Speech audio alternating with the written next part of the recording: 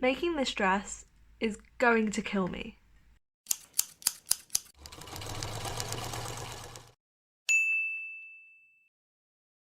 Hey, I'm Beth from Amazonian Cosplay and welcome to my YouTube channel.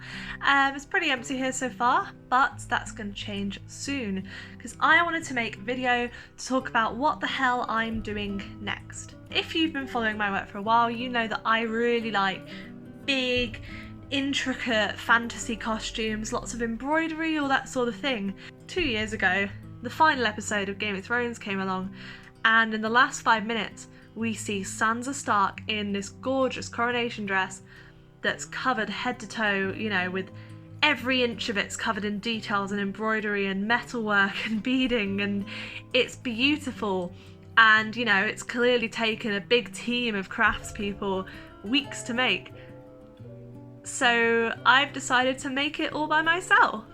So I started working on this originally at the beginning of the national lockdown for COVID last year in 2020, so March, April time 2020, because I was like, you know, okay, I could start on the embroidery for this, and then I did it for about a month, and then I got bored and stopped doing it because I wanted to work on other costumes, and I was still pissed off that all of my Comic-Cons and plans had all been cancelled. And then December 2020, I decided to pick it up again. And yeah, it's going to be a big, long process, and I just wanted to make a video to sort of walk you through what's going to be happening with this costume and sort of the plans and sort of breaking it down a bit, because at least for me, a massive part of the costume making progress, especially for big costumes like this, or, you know, ones that are going to be for competitions like this is, you know, doing the research and looking at it and finding reference images and breaking down the different parts and working out how the hell you're going to do it before you start making it, because you don't want to rush into it. With something like this, a project on this scale, you really don't want to rush it. So yeah, I just want to make this video to sort of welcome you to the project and show you what I've done so far and what I will be doing soon. So here we have the Bible. This is the costumes book. If you're at all interested in costumes from Game of Thrones or just costume making at all, I really recommend that you get this book. It is invaluable. All of the details and all of the different costume parts you can see. You know, there's one of the ones I've made before. I wish I had this back when I made this costume because the references are just incredible. And also just reading what Michelle Clapton has written about how she's made the costumes. It's just amazing. Here, starting from a page like 3 pages back, she starts talking about the progress of making the coronation dress, which if we turn here, so we've got the concept art of the designs that, you know, didn't quite work out. She talks through the different details that it's been made from. So, you know, it says here about the breastplate. It says over this modest gown she wears a metal corset featuring a pattern of weirwood branches growing upward. We heated the metal to take shine away and make it look like iron. So, you know, just from that sentence, whilst she haven't said exactly what metal it is, I know what it isn't. I know it's not actually iron. And, you know, she says about she wears an asymmetrical cloak, she does this, the embroidery goes down here, blah, blah, blah. And so just these sort of details really help sort of understand and dissect the costume. You know, here we've got a picture of the crown and some of the concept art. I'm thinking for my crown, I might actually take the back part from this concept art and do that on mine because I think it's quite a cool aspect. And I think it would make the crown look really cool. This is the costume that I am making.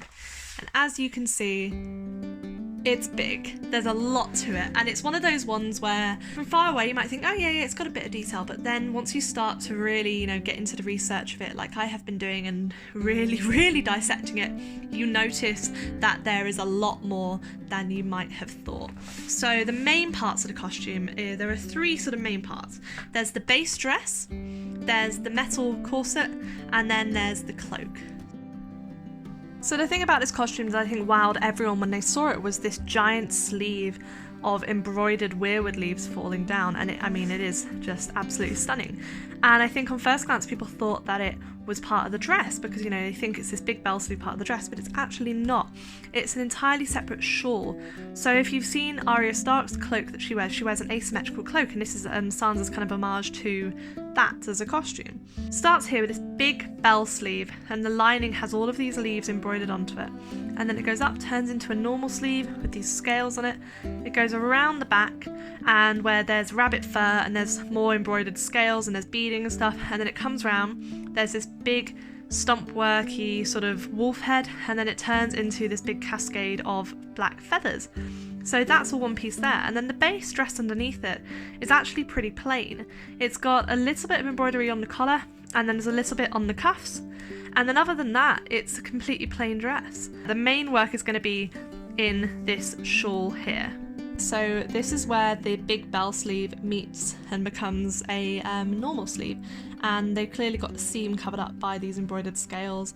There's this beautiful scaled fabric underneath, and then the base dress is made from this leaf fabric. So this isn't just any old fabric that they've chosen. This fabric can actually be seen multiple times throughout the series of Game of Thrones. So the first time we see it is on Marjorie Tyrell's wedding dress. Here we go. So this is Marjorie Tyrell's wedding dress. And as you can see, it has this leaf pattern sort of embossed on it. And this is the exact same fabric as the dress that I'm making, apart from this one is in a lighter colour. Then we also see it on Sansa's dress that she wears at the Eyrie in season 4, I think it is, season 4 and 5. And they dyed it black for this.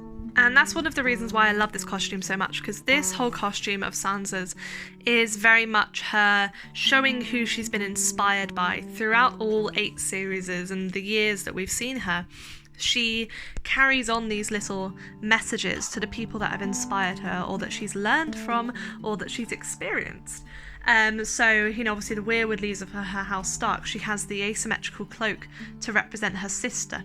It's also quite similarly padded at the shoulders in the way that the Northerners would wear.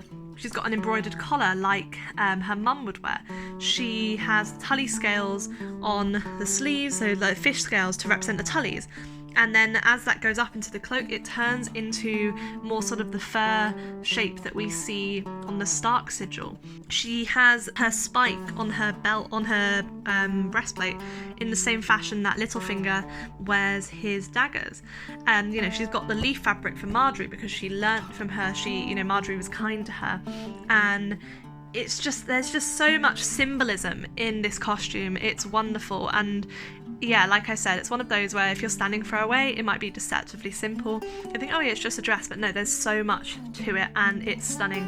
And that's why it's really important to break down all the different bits of what you're going to do and how you're going to do it for the costume. Recognise this? So like I mentioned, I have been lucky enough to be able to source and buy the real fabric used for the sleeves, and it's this beautiful woven metallic scaled fabric. So it's the brand Schumacher, I believe, and it's the Ashton fabric in the shade Mercury, in case anyone else wants to go and get it. The only place I've been able to find it have been in America, and they don't ship to the UK, so if you're in the UK you would need a friend in America that you can, you know, drop ship it to, which I very luckily did. And so yeah, I got 2 meters of this, and it is very pricey. It was $150 per meter plus shipping. So yeah, it's quite a dent. So in 2019, when the episode aired, I obviously, you know, like everyone else who's a fan of this show and makes costumes, was like, oh my god, I need to make this costume, it's amazing. But then obviously seeing the price of the fabric, so the leaf fabric that's used on Marjorie's wedding dress, blah blah blah, is from the company called Sarco, and it's the fabric Fossil. The issue is that fabric was discontinued quite a few years ago, and a German shop managed to have a few meters left, like maybe like 100, and it went very fast. Even though it was 130 euros per meter, it went in like a day after the episode aired. Everyone got it, and thankfully they announced, you know, we're actually, because of the demand, we're going to do a restock. It's like 2 years ago, I was like, I can't afford that. I can't justify saving up and spending like 800 quid on fabric for one costume. Yeah, so I've spent 800 quid on fabric for one costume, but originally I wasn't going to use that fabric. So there've been 2 different sort of levels that I've been through, 2 different stages. So when the episode first aired, and I was out fabric shopping the next day, and I happened across this fabric here. And I found it on a market for like £5 a metre, and I mean, yeah, it's not a leaf pattern, but it's got these tree branches, which I thought, you know, it would be good enough. Because one thing that I see a lot of people do when they do Game of Thrones costumes and things like that, when something needs a pattern, is they'll get the fabric printed by a company called Spoonflower, or their other one's Contrado and stuff. They are great if you want printed fabric, but one, it's very expensive, especially if you need a lot of fabric like this. You know, we're talking like £30 a metre, which obviously isn't really expensive, but if you're going to spend that amount of money, I would want something that was right, you know? Obviously people can do whatever they want with cosplay, but for me personally, when I'm doing sort of historically inspired or set costumes, I don't like to use printed fabric because I feel it looks too modern. You don't have that texture, it's completely flat, and I just think it really takes you out of the immersion of the sort of time period that this is set. So for me, if I'm having to make the choice between having the accurate pattern but printed and something that isn't as accurate but has the sort of accurate texture and feel to it that way, then I'd much rather go for the texture, because I feel that's what will look better with the costume. So I found this grey, and it's a lovely perfect grey colour for it, and it has these sort of embroidered on tree branches. And yeah, like I said, I got it really cheap, so I bought 8 meters of it or whatever, with the intention of, okay, I'll put this in a box and won't touch it for a few years until I'm going to make it. And in that time, since then, my skills have developed, I've got, you know, more money and stuff, so I was like, okay, now I can spend a bit more money. Once I started doing the embroidery, I realised, okay, I'm putting this much effort into doing the embroidery, I'm going to be pissed off if I don't have a nicer fabric, a better quality fabric, one that looks better and at least has leaves and stuff on it. So then we move on to the second stage. Someone found these fabrics from Mood in New York. So I got these samples shipped over because I was like, I don't know which colour to go for.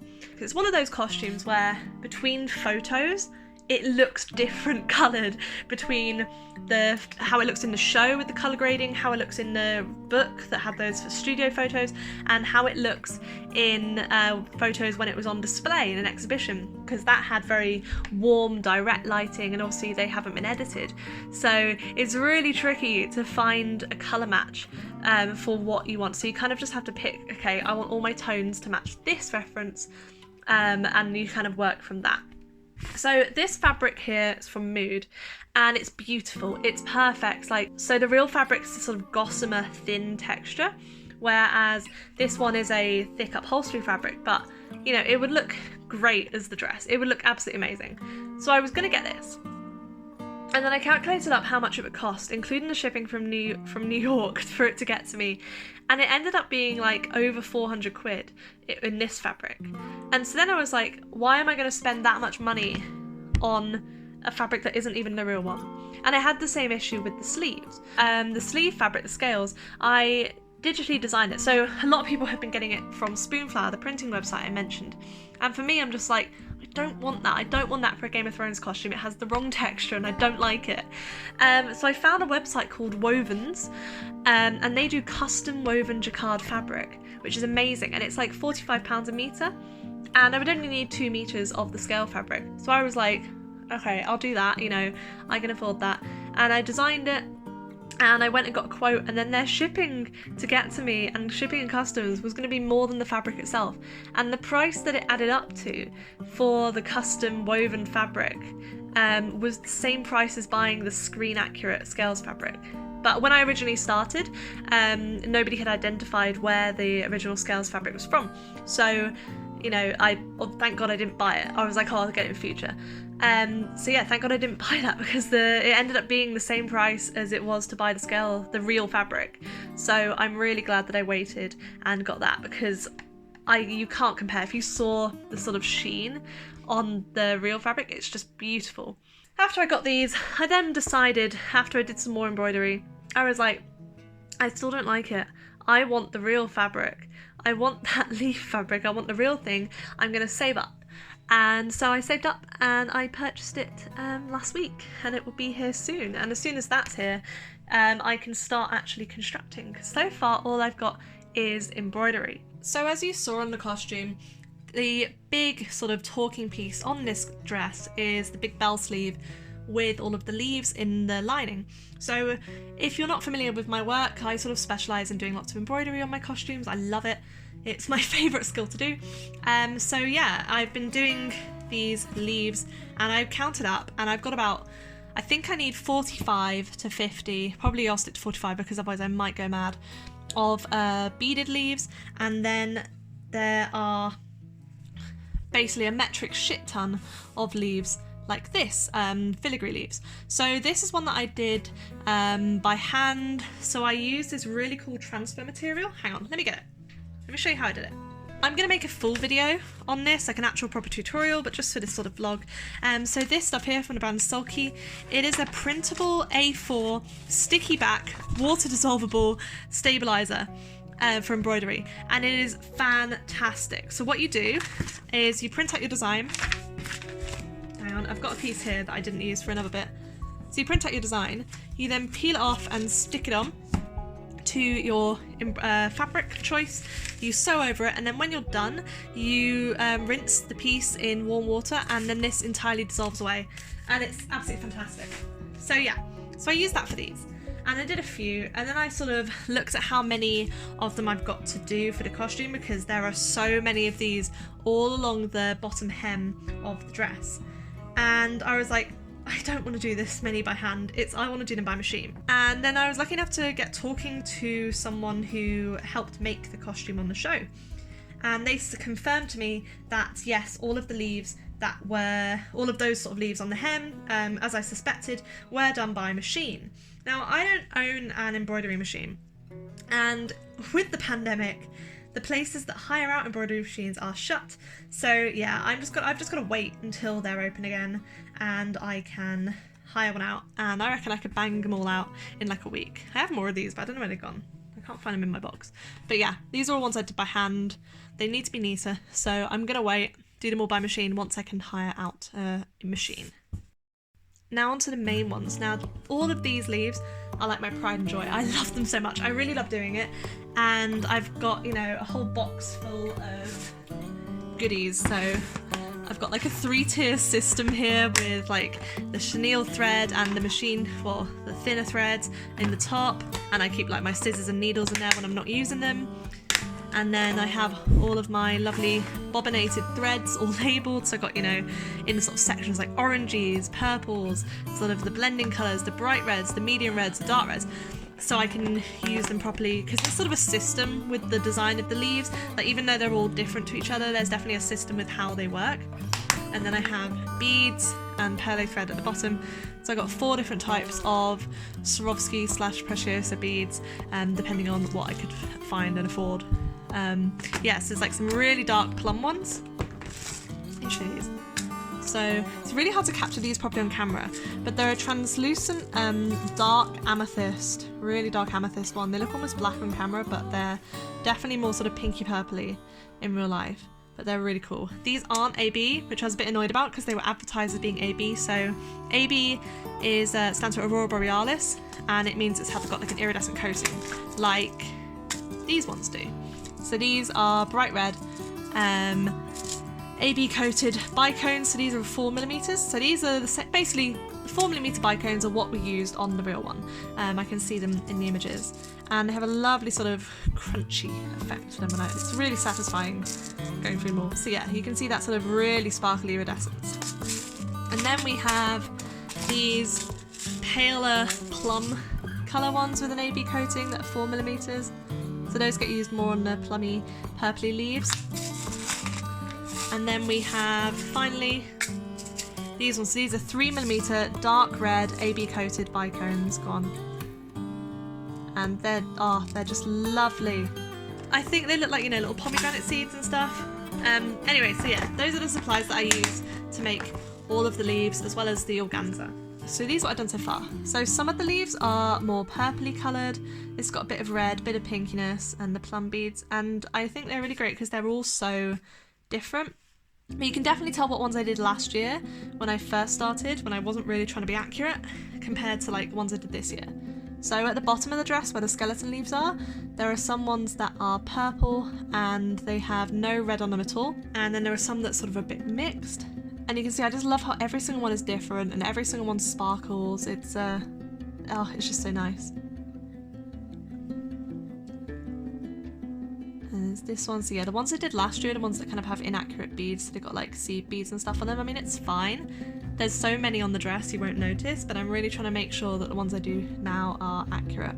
So this is another one of the purple ones. I particularly really like when they have these skeleton leaf sections. I think it's a really nice effect. And yeah, so this here, this fluffiness, you might be wondering what that is. So that is chenille thread. And it's on pretty much all of them, and I've got 3 different colours. This is chenille thread. So you might think, oh, chenille, like the fabric. So yeah, so chenille yarn, chenille thread, it's kind of used interchangeably. It's mostly used in knitting actually, but sometimes you can find thinner stuff like this, which is used for embroidery mostly. And you have to use like a big thick chenille needle. It's quite difficult to find, but yeah, it feels like velvet, and it's really satisfying stroking the leaves. And it just gives this lovely added texture to the leaves, and yeah, it's what was used on the real ones. Here's my favourite one that I've done so far. So this one is based on the only leaf that we have a proper close-up image of. And yeah, the colours are still a little bit off for me because I didn't have the burgundy chenille thread, so I will try and like recreate it later. But yeah, I really, really love this one. So you're probably wondering like, well, how are you going to get these onto the dress? They're so delicate. So I'm embroidering these with a technique that Michelle Carragher, who's the show's embroiderer, she spoke about on her website. So what she does is, as I've done here, oh look, here's a super fluffy one. As I've done here, so I've embroidered everything onto organza fabric. So I've used the silver organza so that it matches the colour of the dress. So here's some grey fabric. So, you know, you want one that matches the colour of the dress, basically. So you embroider onto your organza that matches the colour of your dress, and then what you will do when you've done with all the pieces is you will coat the back in PVA glue. So I've got a clear PVA glue, and that's to hold the stitches in place so they don't come undone. And also it has the added bonus of stiffening the piece up a bit, which makes it easier to sew on. So yeah, there's a little one here. And then once that's dry, you will cut around the outside, because then it's all safe, you know, once you've put that in. Again, this is one of the ones I did last year, which you can tell because it's like much messier and not as good. But I still like them. This one I think I'm gonna dull down a bit because I used 2 bright threads for this. So I've got some like dark red acrylic inks, and I think I'm just gonna brush that down a little bit just to darken this up because I'm not a fan of the bright orange. I just think it's a bit too much. So yeah, so then you cut it around, and then once you have the individual applique, you'll then sew it onto the dress. So I will be sewing all of the leaves onto the sleeve before I've put the lining and the outer fabric together, because I don't want any nasty stitching on the other side. That would be really ugly. Like after all that work and then you just got all the little stitches. No, that would be horrible.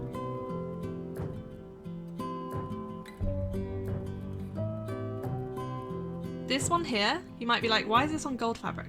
This one was the very first one that I did in 2019. I did it the day after the episode aired, using what supplies I had in the house. So this is the fabric I used for my Cersei embroidery from a couple of years ago. And yeah, the funny thing is, this one was based on the exact same reference as this one was. And it just goes to show like how much my skills, not even just with the embroidery, but with sort of being able to look at a piece and recognize what it was and how to do it. Just sort of the creative eye, how that's developed over the past couple of years, because yeah, this tiny one here was the same reference as this one. And like, which do you think is more accurate? I really love how they all vary in size. Like there's some little ones, some big ones.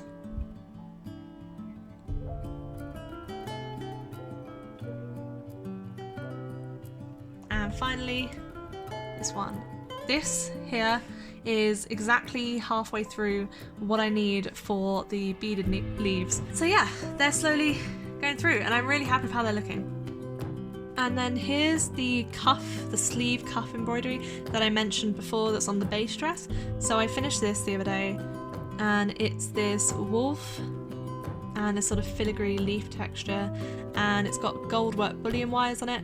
I really struggled with this, so I was Twitch streaming my embroidery for this. You should come check me out, I do lots of embroidery on there. It took 5 hours just to do the wolf head, and people on stream can attest the fact that I was really struggling with the shape because it's stump work, so it's 3D. I was really struggling because animals are hard, and trying to get that sort of face look to it and get it right is so difficult. As I added in the sort of bit of bullion wire gold work above the mouth that does that little snarl, as soon as I put that on, it brought the whole thing to life and made it 10 times better. So yeah, this is my second one. I've finished the wolf head. I really don't like the wolf head in this one. I've been complaining to everyone who can hear how much I dislike this one because like the shape's a little bit different, and it's so hard with something like this to get it matching exactly. But yeah, so I'm using silk threads for the brown, and I had these left over from Cersei. They're these gorgeous threads from Raj Mahal, and they're Raj Mahal art silk, and you can see there that sheen that you get and that softness, and they're just beautiful to work with compared to, you know, this is just some DMC cotton thread, and it, you know, it all tangles up. It doesn't have as nice a look to it, but I can't really afford to use silk threads on all of the leaves, so yeah, so I'm using it on the wolf because it's just beautiful, luxurious stuff. Look at that. It's gorgeous. And then the last bit that I've sort of got prepped and have done so far in the vlog is the back of her shawl. So, you know, you got the side with the scales going down and then the feathers. So the back underneath the hair has this gorgeous velvet applique of all these scales. So they're meant to look like the sort of scale texture on the Stark sigil, and then it blends into the Tully scales on the sleeve. So I've got 4 different colours of velvet. So over on the side where there's the wolf head, it's black velvet, which I have here. This is all just cheap stretch velvet, and I'll explain why. So I've got black velvet, and then on the back there's a mixture between a sort of pale grey and a darker grey. So you can see this one kind of goes between dark and light depending on where the light hits it. It's a really lovely colour, this, you see? And then finally, there's a sort of bluey grey colour, which I managed to find this, and it was like ice blue. And yeah, I know it's crushed velvet, but you won't be able to notice that because when it's cut up into the little scales, it'll be a section that's so small, you won't really be able to tell once the embroidery is on it. And also, so if you look underneath the scales that are embroidered on, it's kind of this odd texture to it. And I've spent months trying to work out, like, what the hell is that? Because at first I thought maybe it's more of the chenille thread that they've embroidered through, but then it's like, no, it's not. It clearly looks like, there's some bits that look like flowing fabric, and it's clearly the same velvet as the scales are.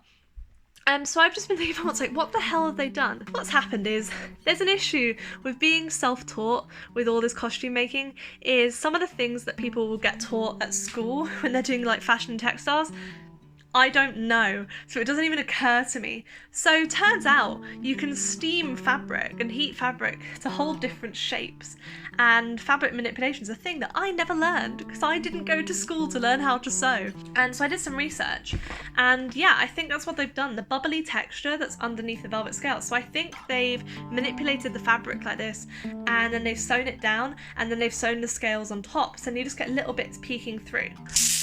Here I have some glass marbles that I have bought, and I've got some elastic bands, and what I'm going to do, I'm going to tie the marbles into little sections of the fabric, and then I'm going to put it into a vegetable steamer, steam it for a bit, and then hopefully it will hold the shape.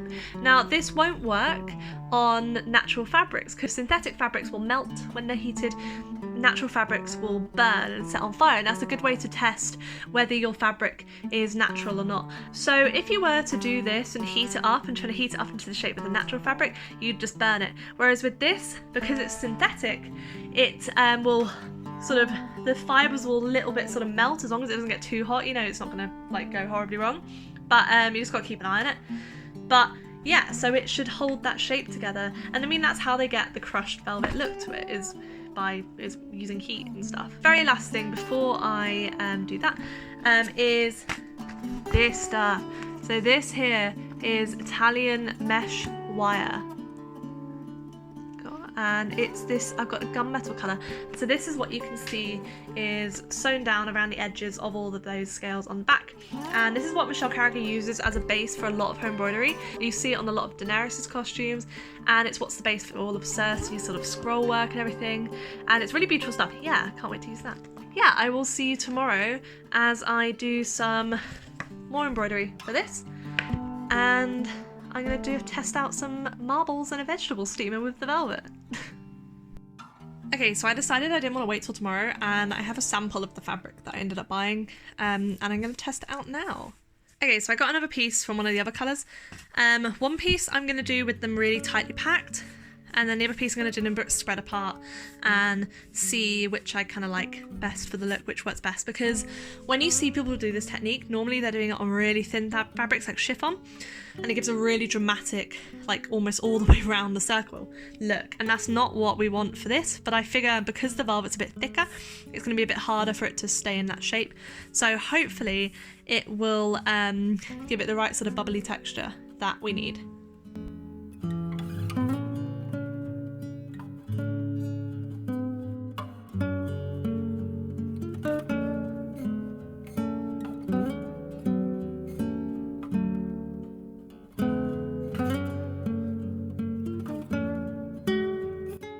It's like a little nipple of fabric. Okay, that was harder to put it through than I thought. So yeah, let's see how this goes.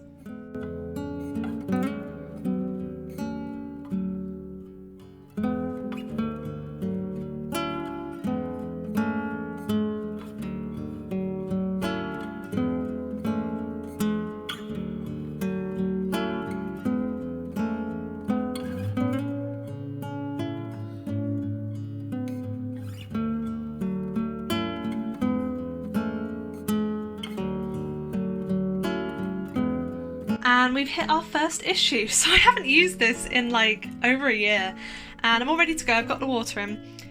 I can't find the lid, and I have no idea where the lid has gone because it's never been anywhere other than it. And yeah, I've just moved house. It must have got misplaced or something. I don't know, but yeah, so we're gonna have to, until I can get a replacement, just put a plate on top, and hopefully it holds in enough of the steam.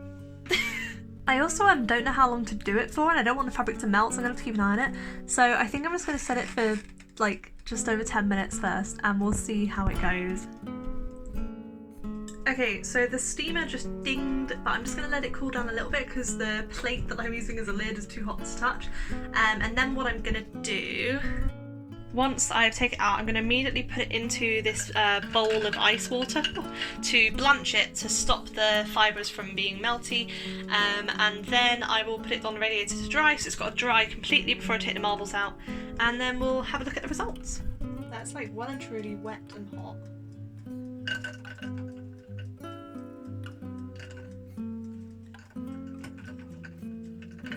It's stuck on an ice cube. There we go.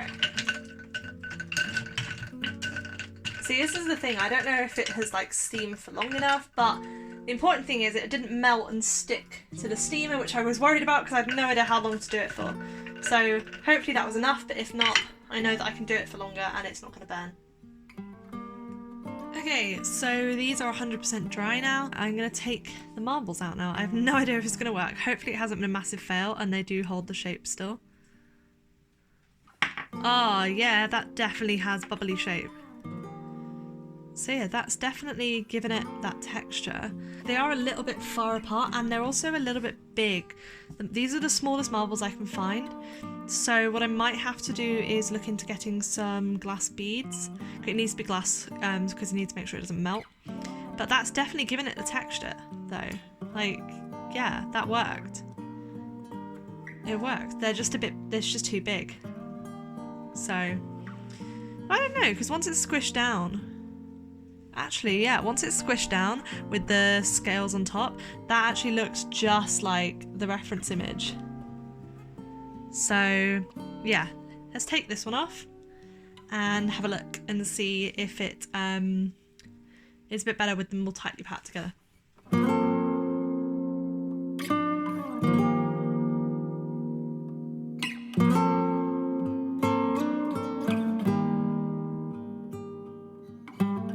Okay, so this was the one where it was all really tightly packed together, and honestly, I'm not seeing much difference, to be quite honest. Like, this one looks a bit more random, but yeah, when it's all kind of squished together, that looks just like the reference does. So yeah, I'm happy with that actually. Yeah, I think I'll stick with the marbles rather than finding something smaller. Even when you stretch it out, it stays bubbly. But yeah, it's just a shame that I can't get them any closer together. But no, that looks alright. When it's squished down and sewn down with bits on top, that's going to look just like the texture that we want. So yeah, this was a success, and we shall do some more tomorrow possibly.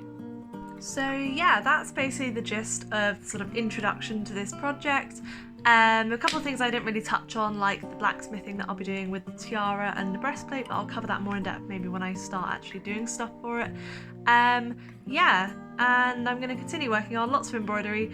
I'm streaming pretty much almost every day on Twitch at Amazonian Cos, the embroidery, so you can come along and have a look at how that is. I will be putting out proper tutorials. It isn't just, you know, quick flyby like I did here.